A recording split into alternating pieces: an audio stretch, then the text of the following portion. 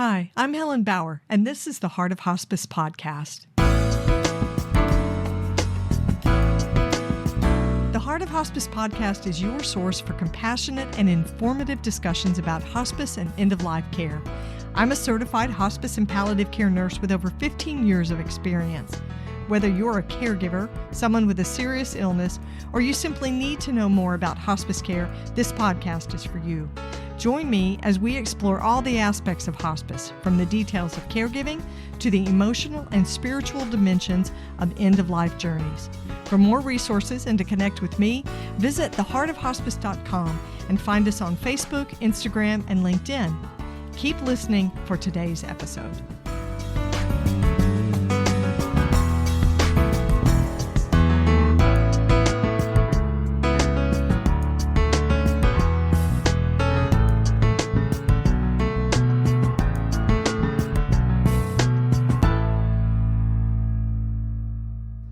This is the Whole Care Network.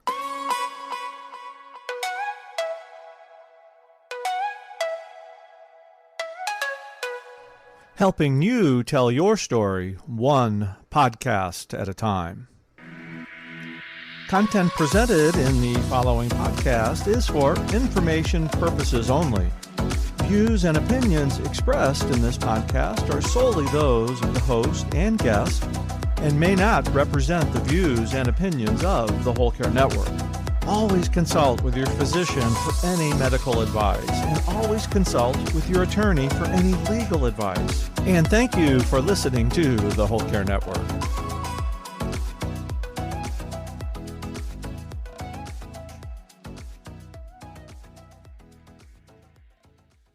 This episode of the Heart of Hospice podcast is being sponsored by bkbooks.com.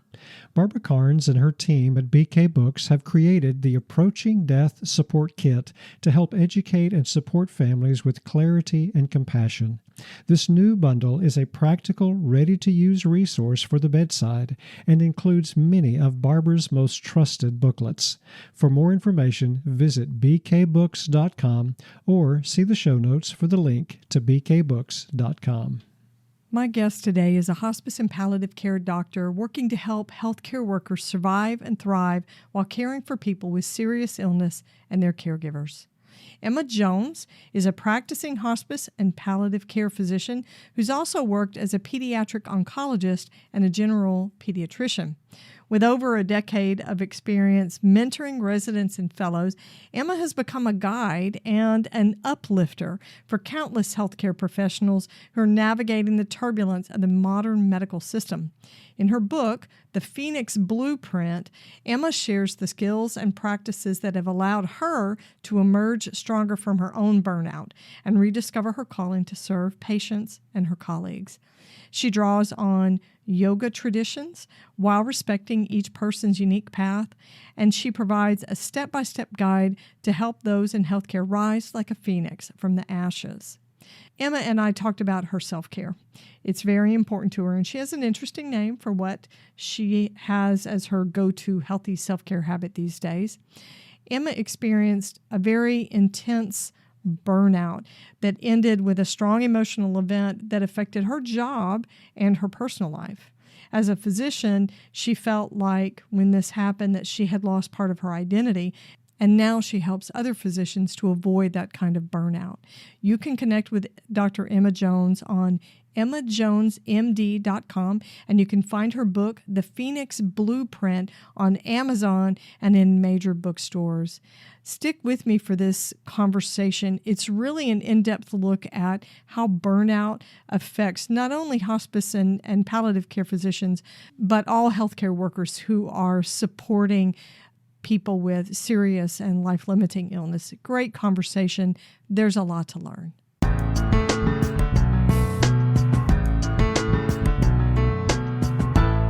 Emma, welcome to the Heart of Hospice podcast. It's great to talk with you. You too. I'm happy to be here. Thanks for having me. We've already had a good connection moment off mic. We're going to have a great conversation today, and I'm looking forward to this. But I want to ask you a question so my listeners can get to know you. What is your favorite self-care habit these days? What a lovely question. Because A, it implies that I have more than one. So I like that you just assumed that, because we all should have plenty. No pressure. No Um, pressure on that one. but my favorite self care habit is daily movement. I think that I have really become a huge fan of using my body as a way to kind of move stuff. And so every single day, either doing some running, yoga, Pilates, kind of have a mix of things and whatever is interesting, right? But daily movement is my favorite self care habit right now, and something that does not feel hard to do. It's easy. It feels hard if I don't do it, right? So that's sort of the definition of self-care. And I really enjoy that one too, because it's so different than I used to be. When I used to work at the hospital, my ideas about exercise were like it was torture. And I was like, I know you're supposed to exercise, and people tell me I'll feel better when I exercise, but I never wanted to do it. I just wanted to come home and veg out. And now I'm at this place where I'm like, oh my God, I actually like exercising. And when do I get to do my walk? I don't know if I'm excited about runs, but I'm pretty excited about walks, especially if the sun is shining. Well, and when you get busy, isn't exercise one of the things that, okay, maybe it starts as number 4 on your list, but then as you get busy, oh, I have to go to the grocery store, it drops to number 6. One of my kids has a project to work on. Oh, it's number 11. And you keep pushing it down on your priority list to the point where, it's not going to happen. Yes, which is why I have reframed this or call it daily movement, so that I don't have to think about, I have to do a big exercise routine, or I have to go to an hour-long class or whatever. If I just go outside and walk around the block, that counts. Like I did some movement. I also do a lot of actual moving things throughout the day. I'll just stand up at my desk and jump up and down, or I'll do like, a little shake. I do a lot of kind of somatic exercise, move stuff somatically through, um, that I've learned over the years. So like kind of all of that. It's not just like traditional exercise, but also just moving my body. And like just getting up and standing. I have one of those desks that, goes up and down so that I can even just change position, or I can flip myself around in my chair, and just recognizing that my body is part of me, and that moving it around is actually a good thing to do. That's super healthy. I love that. Awesome. Thanks for asking. Yeah, I'm glad I used that question for you. This is good. Well, we're going to be talking about some serious stuff today. We're going to be talking about your book, The Phoenix Blueprint, which is an amazing resource. And we're going to start with talking about the event in your life that was really the catalyst that led you to reset, recenter, restructure how you took care of yourself, how you managed burnout, and really manifested in the book that you wrote and the work that you're doing now. So I want you to tell me about this event because it's big. Tell me about what led up to the work. How did this get started? Well, before I tell the story about the kind of big incident, I do want to set the stage that sometimes I say that I burned out twice in my medical career, but that's a lie, that I really never recovered in between there. So I had one big crash when I was in second year of medical school, and I almost didn't graduate because I was in a really dark place. And then I got what looked better from the outside, but like I never developed any better habits or really changed anything. I just sort of got a little tiny bit of breathing room so that I could kind of get back on the doctor path. And then I went through residency, fellowship, got my first job, went on to get training in palliative care, took my first palliative care job at a very prestigious institution. And all the while, just, put it on the good face and like keeping all the plates spinning. But inside, everything was still a real hot mess. So after the story that starts off the book, that's the introduction to my book, happened about 5 years into me working at, a job at a large children's hospital. Very intense, high pressure job, very busy service. And every single case, I was doing pediatric palliative care. Like every single case is like the hardest case. Like there are not any easy ones at a quaternary academic children's hospital practicing palliative care, right? If it was easy, they wouldn't have consulted us. Right. So that was sort of my day to day. And I had two little kids, and my husband's also a doctor. And we had just moved from Louisiana to Boston. So I didn't have any family support system. So, like a real like low stress situation we were in there. Right. No pressure from any of that. No pressure. So really just in a pressure cooker. And things had kind of been, going down, going down, going down, going down. But as things often do, right? If you don't take the time to look at what's going on and deal with your things, do good habits, get support, ask for help, take days off, get mental health support, well, all these things that we know to be good, if you don't do it, something's going to do you. And that's what happened to me. So basically what happened on this very dramatic day was that I was in a family meeting with a family of a young child who was very, very sick. She had a heart that was congenitally malformed. And so our doctors at the Children's Hospital had been doing everything that they could to try to put it back together to function as best it could, but were unfortunately not successful, as is sometimes the case in medicine. We can't fix everything. I mean, she was in the ICU for several months on a high degree of support, pretty much every machine that you could imagine, breathing machine, ECMO to do cardiac support, dialysis machine to replace kidneys, IV feeding, like everything was being supported for this child for months. And the reality was that she was not fully sedated throughout most of that time. So this was really hard for bedside staff to watch, certainly for our palliative care team to watch, to know that not only was this existentially a really challenging situation, that this child kind of like didn't have a path to recovery, but we couldn't admit that, but also that we weren't really doing a great job at treating her symptom burden either. And so I walked into this meeting in my like fully burned out state, totally reactionary, like no space at all between stimulus and response. Like everything that people were saying, I was just reacting to because of the state I was in. And that, as you can imagine, that's a really high stakes situation. The parents are also in that highly reactive state. All the other people in the meeting were in the highly reactive state. The problem is, I'm the palliative care doctor. I'm the one who's supposed to be the calmest person in the room. I'm the person who's supposed to come in, bring the rationality, bring the curiosity, bring the let's take a step back here. And instead, I just started yelling at people. I was telling people nobody cared about this kid, and you're just scared to give her enough morphine, and this is unacceptable. I'm yelling at everybody. Little did I know it was actually the parents who had asked for her to be more awake, because in their grief, they were like holding on to that little shred of whatever. And so actually I was insulting them and yelling at them, which wasn't ever my intention, but like that's what happened. And so this is just disaster, right? And it was very weird dynamics too, that like half the people in the room were like, good, like thank you for yelling, because they were also really burned out and somehow thought that was a good idea. Yeah. So I'm sure you were doing what they wanted to do.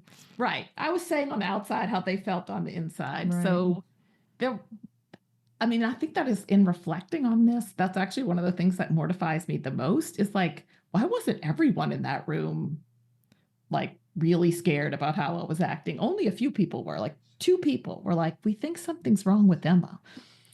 And the rest of the room was like kind of on the train of like, this is, everybody's raw and everybody's upset, so we should all be yelling, and that seems normal, right? And I think that is part of the way burnout culture works, is that when everybody's fried, it's really hard for us to start turning the whole culture back around, and things that are really not normal feel normal and just get accepted as normal. So anyway, that whole thing happens, and pretty quickly within the same day or early the next day, I was called into my boss's office, and she was like, you got to go home. Like, I don't know what's going on with you, but I'm taking you off of service. I've covered all your weeks. Like, just go home and sort this out. Now, unfortunately, there was not really any guidance on like what to do or how to help or anything. Just like, get out of here. And I think in a loving way, like I think that was just like, you need some time, so I'm giving you time. And so I don't want to be too harsh about what wasn't given to me. Time was given to me. Um, but that the reason why that was the big crash is that obviously, you might say, oh, you started yelling at patients. Like, that was a pretty big crash, but that was only like the halfway down crash. Personally, I went way farther than that because everything that I ever knew just got stripped away from me. Like, I'm a good doctor. I hold it all together. I'm doing just fine. Like, every belief that I had about myself in one moment just got like the rugs got pulled out. And so that turned into huge depression, despondency, just really low, like the lowest point I've ever been in my life. I couldn't even function. I mean, I didn't even want to get out of bed. My husband would like pick me up out of the bed and like put me in clothes and like push me out the door. I started practicing yoga out of spite during that time because I was like, well, I guess I'm just home with nothing to do. I'll just be one of those yoga people. So I started going to a studio in my neighborhood, like really out of spite. And I still work with the teacher that I worked with then. And I've told her this story and we laugh about it because she's like, well, that's the thing about it. It works whether you believe in it or not. And so I do say that mat saved my life and that she saved my life. I mean, in addition to my husband and my psychiatrist kind of putting me back together like a broken Humpty Dumpty, I got put back together and that I could start on the path to healing. And that is what led to me wanting to write this book and wanting to do the work that I do now with supporting healthcare professionals, because I know how, like, out in the wilderness that feels when something happens, either dramatic, like happened to me, where I just got sent home with no explanation or instructions, or maybe not that dramatic, but you just feel really bad in the inside. And that's a thing about despondency, is like you can't find your action. So I really wanted to give people not only the validation that like at least one other person has felt as bad as you feel, and also there's a way out. So I'm going to give you, a little bit of the roadmap, or I call it the blueprint, for how to get out of this dark place. It's really sad that your employer, who obviously understood what you were dealing with and the stressors of your job, did not offer you any insight or, you need to think about a path forward doing this and this and this. I think that's very common, that we just sort of get out there and handle yourself. So on your website, you write that a series of small radical changes helped you to recenter your life and regain balance. It's a series of small radical changes. What were those changes, and how long did it take for you to feel the effects of this? Because the burnout didn't happen overnight. That's right. Yeah. Using these small changes, how long did it take before you felt like the burnout had been, I don't know, mitigated or controlled? Yes, that's also a complicated story. And I like the way you sort of pair it with like, this is how long it took you to get in. So of course it was going to take you a while to get out. Yeah. I think many times we don't think about it that way, that, it does take time to unwind and to recover and to heal. And that for me, the radical changes the things that I think are most radical was rest, really just doing less, being okay with less. That was really like the first time that I'd ever done that in my life, to actually take, like, I never took a vacation. Like, even on vacations, I had a phone and a pager and I was answering and doing things. It was just working from a different spot. So that was huge. And then boundary setting, really just being able to kind of separate myself. Again, it was involuntary at first, but that taking that opportunity to say, oh, maybe I was a little bit too attached to this, and what boundaries do I need to put in place? Those were the things that felt radical to me. I mean, I can't even describe how radical those changes felt, from the baseline of like medical culture, doctor psychology, to I can take a break and I don't have to be so attached to my role as a doctor. The thoughts that went through my mind when I was in this time were like what I call light SI, because I didn't have a plan and I wasn't actually going to do anything, but like lots of like, well, I mean, if I can't be a doctor anymore, like I don't even think I should even be alive. And I think a lot of people think that this is why the suicide rate is so high for physicians. Well, it screws with your identity. Yes. Yes, because of the work that a healthcare provider does, a nurse, a physician, chaplain, social workers, all of us, all these different disciplines, because of who we are and how we're wired and how much we work to get to these jobs that we do, it's really keyed into our identity so much. So when you strip that away, it's like losing a part of yourself and you're like, who am I? Do I have any worth if I'm not doing this work? Exactly. And that one of the other radical changes that I had to make was really admitting and coming to an understanding and doing some practices and some exercises to really realize that like spirit core, and that I had one, and that was a thing, like that was part of humanity, was like we were not just the wrappers that people see. We were not just these identities of our work or even of our non-work identities. We're something, like there's some spirit center. And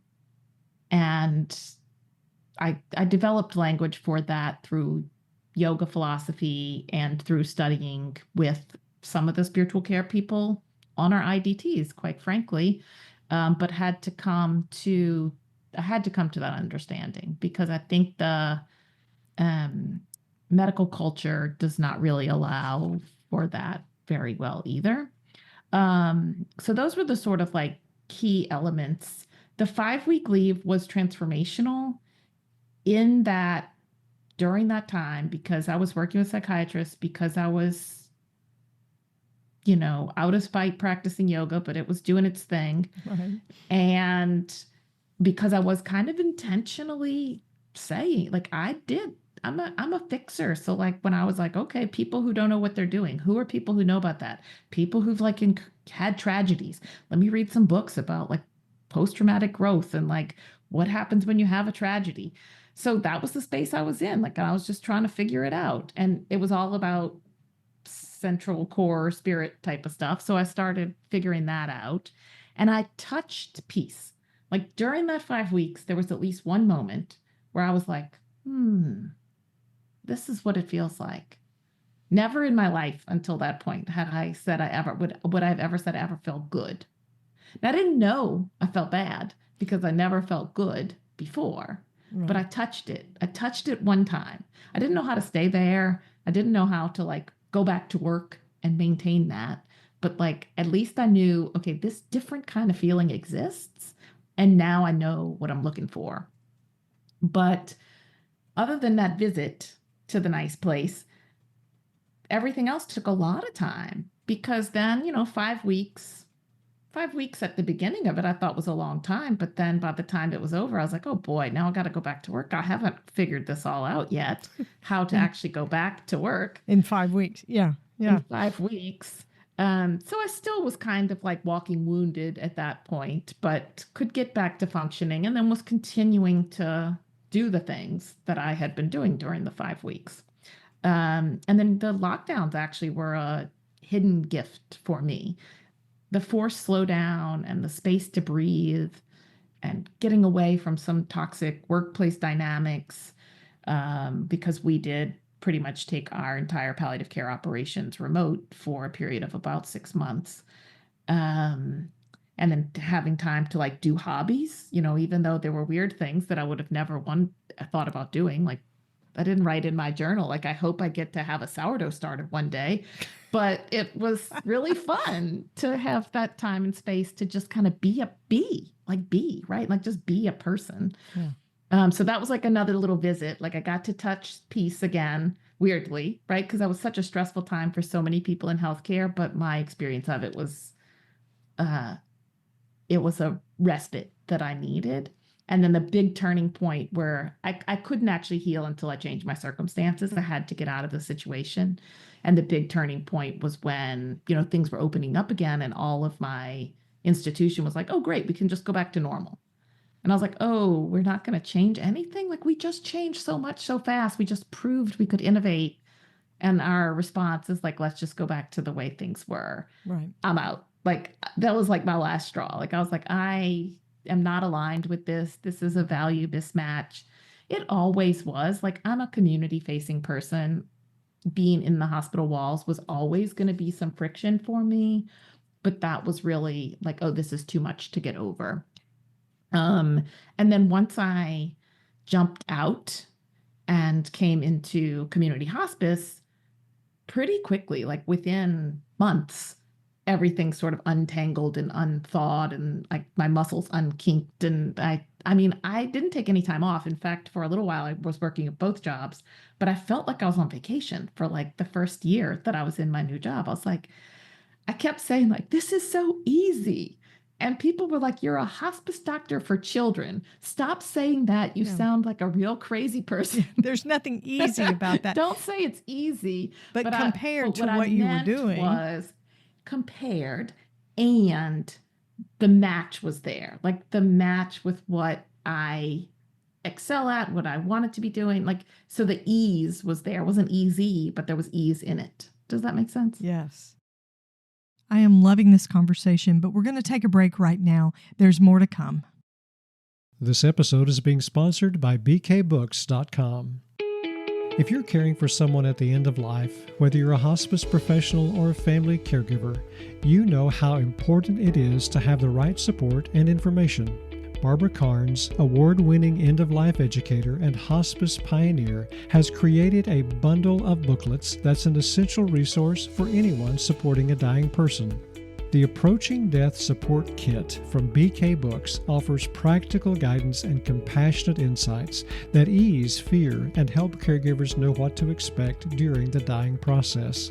The bundle includes many of Barbara's most trusted booklets: Gone From My Sight, By Your Side, The 11th Hour, Pain at End of Life, and her newest title, Always Offer, Never Force, and more. All designed to gently guide families through one of life's most sacred and challenging moments. Whether you're a nurse, social worker, chaplain, or end-of-life doula, this kit is a powerful tool to support your work. And if you're a family caregiver, this was made for you too. These resources offer compassionate answers when you need them most. BK Books offers quantity discounts for teams, agencies, and families. So visit bkbooks.com to explore the Approaching Death Support Kit. See the show notes for this episode for a link to bkbooks.com. So when you look back now, and even during that time when you were sort of recovering from the burnout, did you have a realistic sense of how bad it had gotten, or did you look and you're like, holy crap, how did I get this way? When did this get so bad? I didn't realize I had let it get to this extent. When did you have a realization of how deeply embedded in the burnout you were? I think I'm still figuring it out. I mean, I think the first biggest sort of masking, if you will, or cleaning the lenses, right, where I felt like I could finally see clearly, was those times when I visited ease and peace and happiness, and that I could finally see, what I think is a baseline was actually quite diseased. Yeah, it was pretty crappy. That was a real eye-opening moment, and that came in during like the 5-week leave. So not until, I had already been through one crash and already been through all the things that led me to being in that super reactive place, right? So very, very, very burned out. I remember sometimes before that this is an example I was thinking about today. You would read an article or listen to something like your podcast, or read an article in New York Times about some wonderful work that people are doing in hospice and palliative medicine, and they're profiling someone and they're talking about all the things that they love to do. And I would be so angry. I would say, oh, it must be nice for those people to be able to just love their jobs and do these lovely, angelic things. But I'm over here just trying to keep the wheels on. And we've got 10,000 patients to see, and we are getting consults out of our ears. And, just this mentality that I could not enjoy anything about my work because I was so burdened by my work. Right. Mm-hmm. And I see that in so many people, now that I sort of know to recognize things as burnout, you see it everywhere. You're like, oh, burned out, burned out, burned out, burned out, burned out. Yeah. But when you're in it, there's no self-awareness for that kind of thing. Not at all. No. Not at all. But yeah, I think the resentment, and I mean, I was mad at patients too. And so I think that's one of the kind of signals that I do try to clue people into when I work with them of like, yeah, do you resent your patients? And they're like, yeah, sometimes. I think they're really whatever. Like, I wish they didn't have this problem. And I'm like, I can work with them and say, and like, these are people who know how to be compassionate. So they know how to kind of turn it around in their mind. Like, they'll say, oh yeah, sometimes I do think that, but then, I don't think that's reasonable. So then I change it to this other thought. And I'm like, yeah, but you thought that. So like, that's a signal. Like, that's not who you are to be resentful of your patient. That's not your core. That's a red flag. Yeah. Exactly. Yeah. Cause I know these people, but that every person, every encounter between a clinician and a patient, where the patient doesn't get the love and attention, presence, care, everything that they need, there's some degree of burnout from that clinician that's driving that. Absolutely. I mean, and that's why this is kind of where I've chosen to target my non-clinical work, because I think this is how we improve care. I used to work in quality improvement, systems improvement. And so I was really thinking like at the more like an engineer, right? How do I put things in place so that we can't fail and make highly reliable systems so that that's how we improve care? Right. And I don't think that's wrong, but that's one way to do it. And my way is like, if I make the people better and I get the people out of this mucky cloud of burnout that most of healthcare professionals live in right now, we're going to improve care because the core is good. The core is compassion. The core is like wanting to do the right thing for patients. There's just so much that's like clouding it all up right now. Yeah, let's face it, it's messy. The kind of work we do is very messy. So I think you've already answered this question, but do you think physicians get the support they need when dealing with burnout? No, not at all. Yeah, no. Not even close. I mean, things are getting better. I think people are talking about it. I think there are, the AMA is talking about it. All the major academies are talking about it. There's the Lorna Breen Heroes Foundation that's, specifically trying to prevent suicide by making mental health much more accessible for physicians, removing the stigmas. Like, that's a big issue. Right. So I think we're getting better nationally. But I think at a individual clinic or individual hospital level, the truth is the physicians are the drivers of revenue. So it's almost like, we're sorry, but you can't take a day off because that's the economic engine of this whole thing. Right. Your contribution to this, your productivity, your hours, your points, however the system is set up. Absolutely. I mean, I've worked hand in hand with physicians, and I can count. I probably only have one physician colleague who is a friend who's good enough to call me and say, I have this serious imposter syndrome. I'm doing a talk. I had a case, different things like that. I think that's unusual. And I think there is a lot of stigma behind it. Nurses have this camaraderie. We have, I don't want to say sisterhood because I mean, we do have male nurses, but there is a feeling of being unified in the work that we do. And I think physicians, that's a show of weakness. You're designed to take a licking and keep on ticking, to keep going regardless. So how can we mitigate some of those? How can we help our colleagues? Let's start with that. How can we help our colleagues? This is what I think about interdisciplinary teams for community-based hospice care.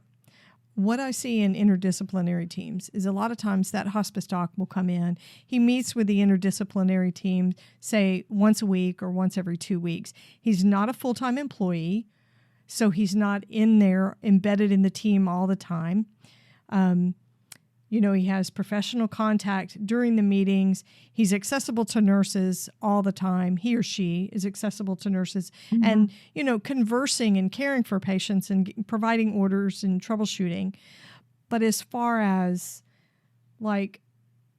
if we are supporting each other in the office because we've had a string of deaths, or even inside a GIP unit where they've had a really bad shift and lost 6 patients in a day, that hospice doctor is not necessarily there experiencing and expressing his or her grief to the team and receiving support from the team.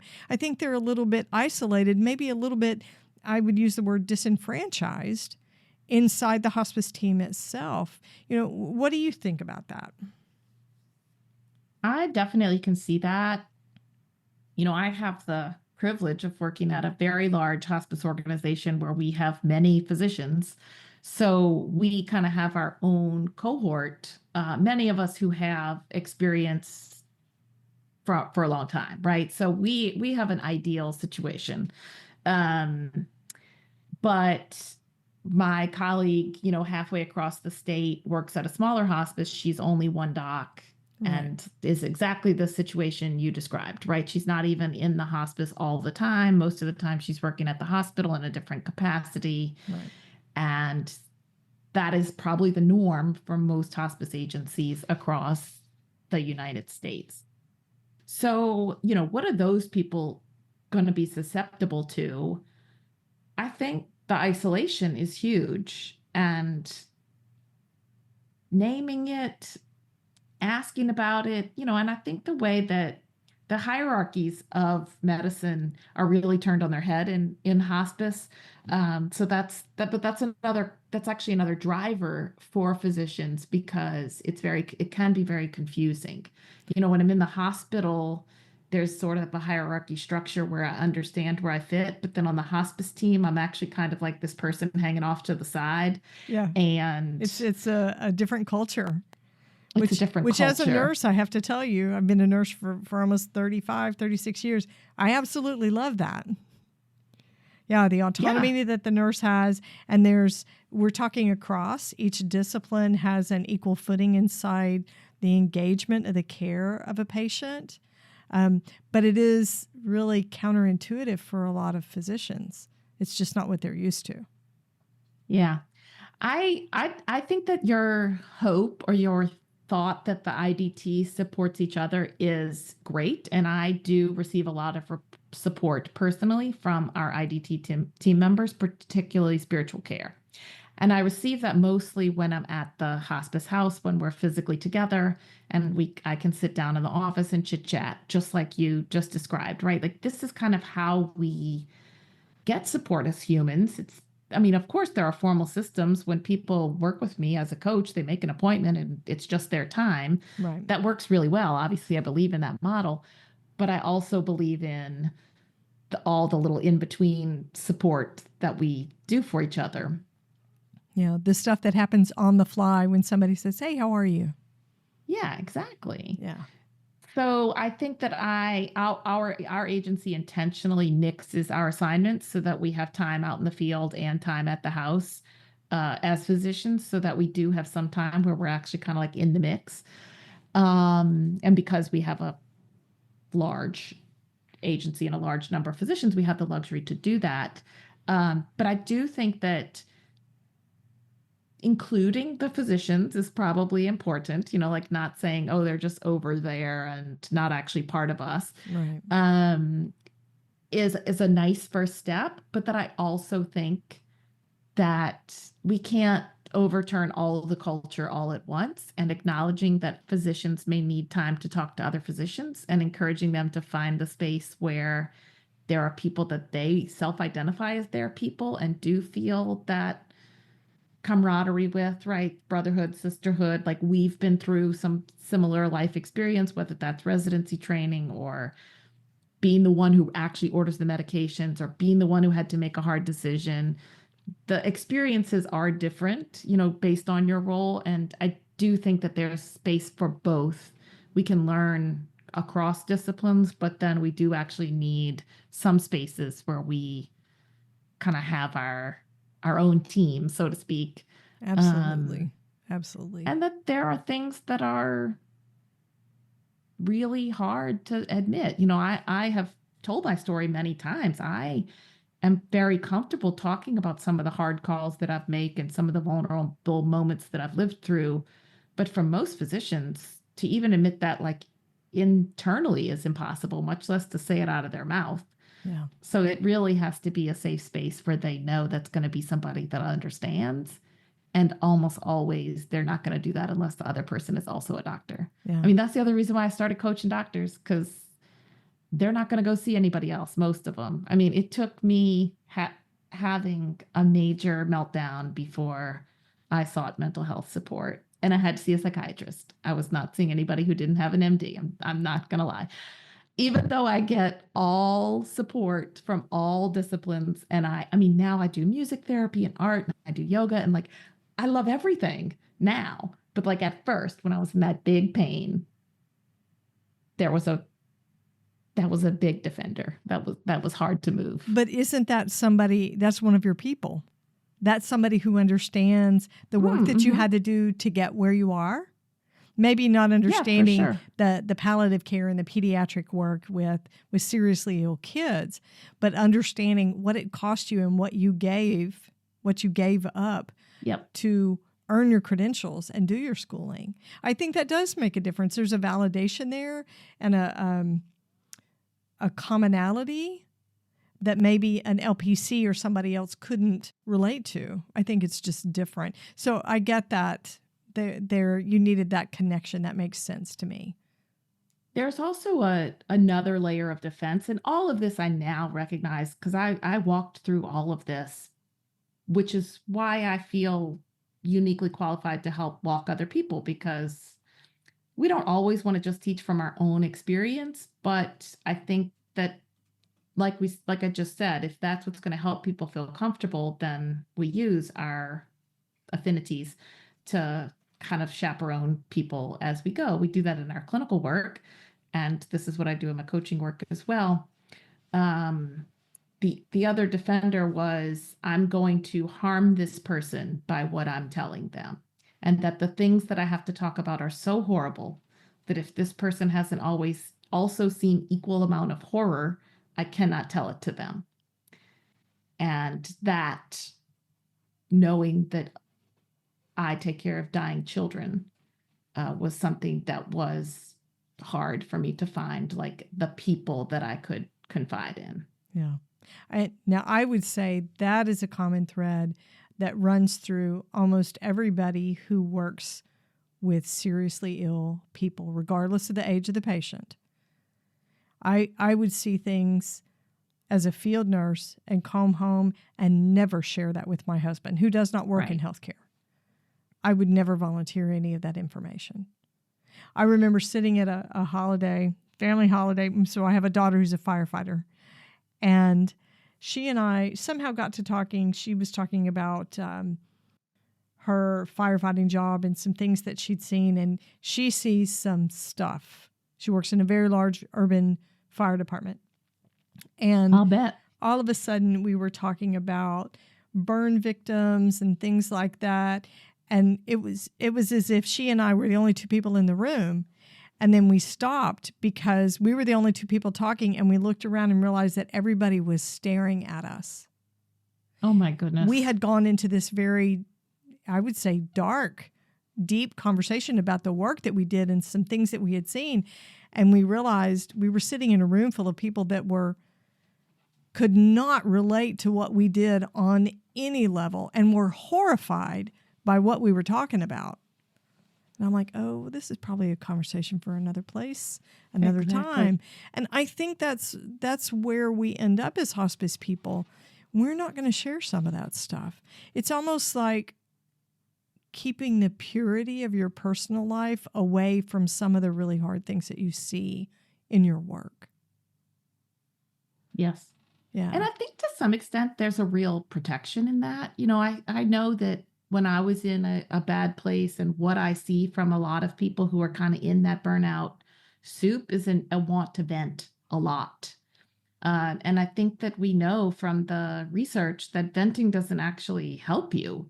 It kind of like cycles you up a little bit more, which you actually need. It amplifies it. Yeah, you just need to move those things out, move those emotions out, which is why I love my movement.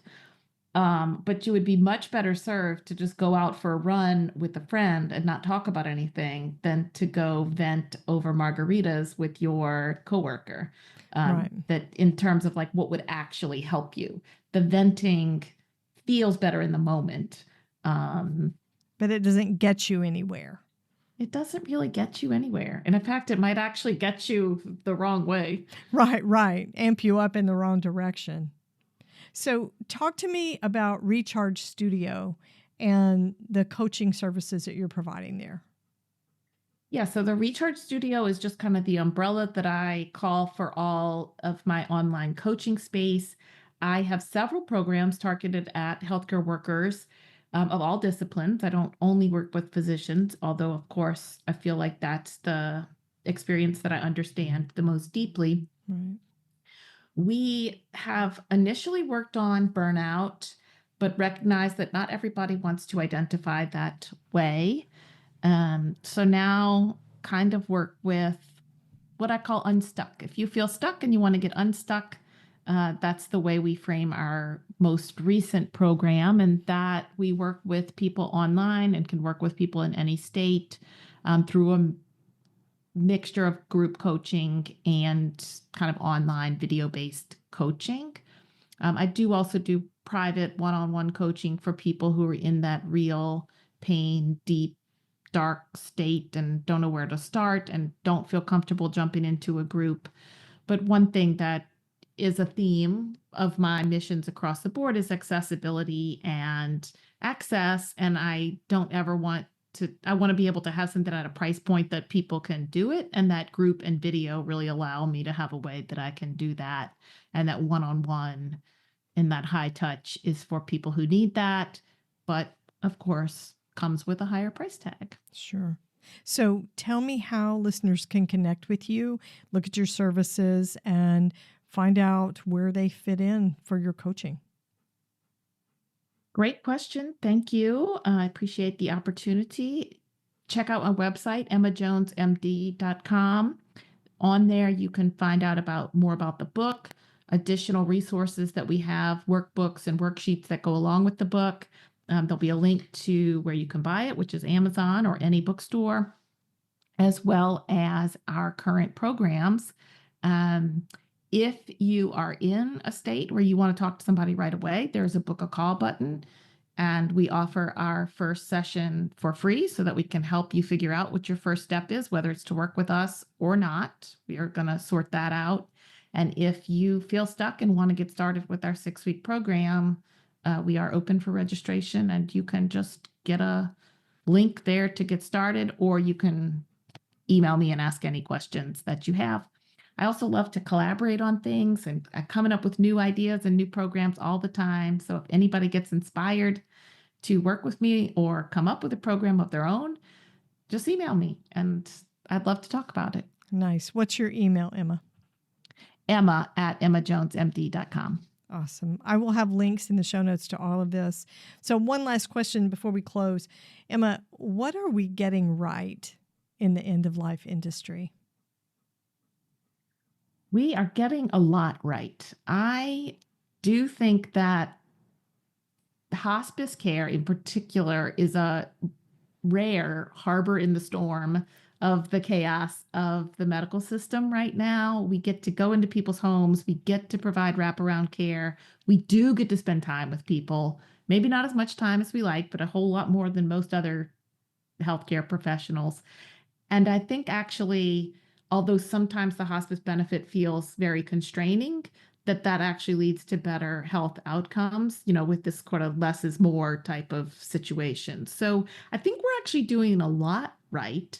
I think that any kind of policy that can increase hospice access, get earlier integration is great. For pediatric patients, we have concurrent care, which allows us to come in even while the children are still receiving quote unquote usual or curative therapy. So they can still be getting chemo, they can still go to the hospital, they can still see their regular doctors. They don't have to give up anything in order to get hospice. They do still have to have the 6-month prognosis.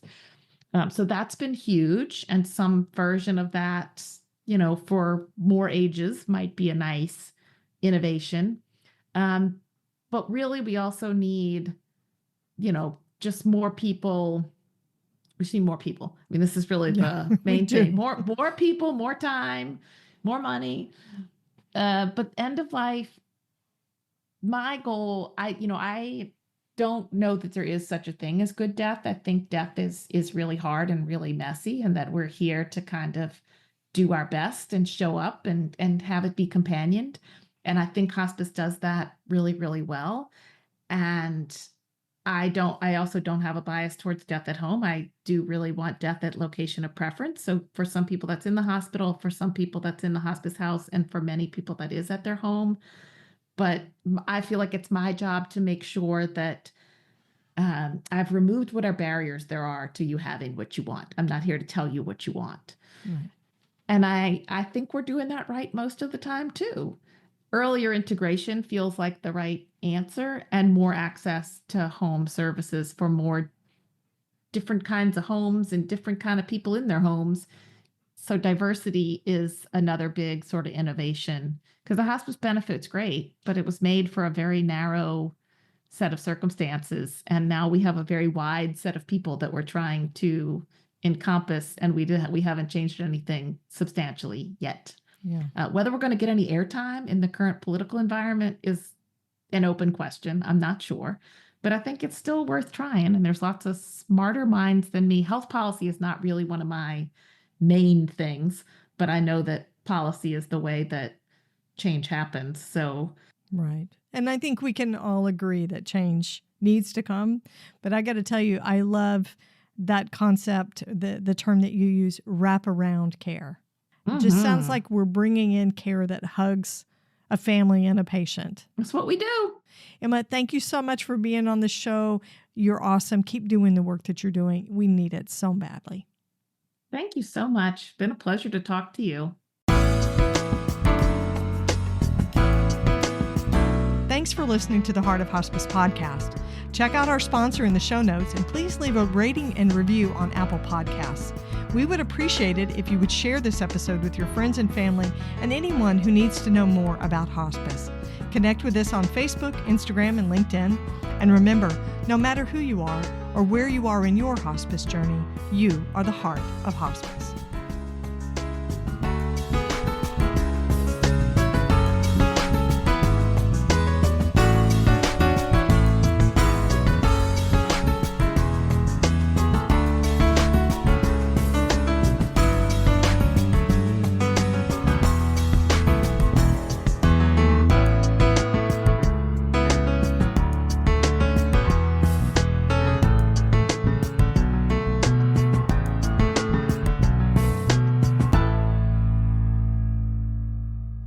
This is the Whole Care Network.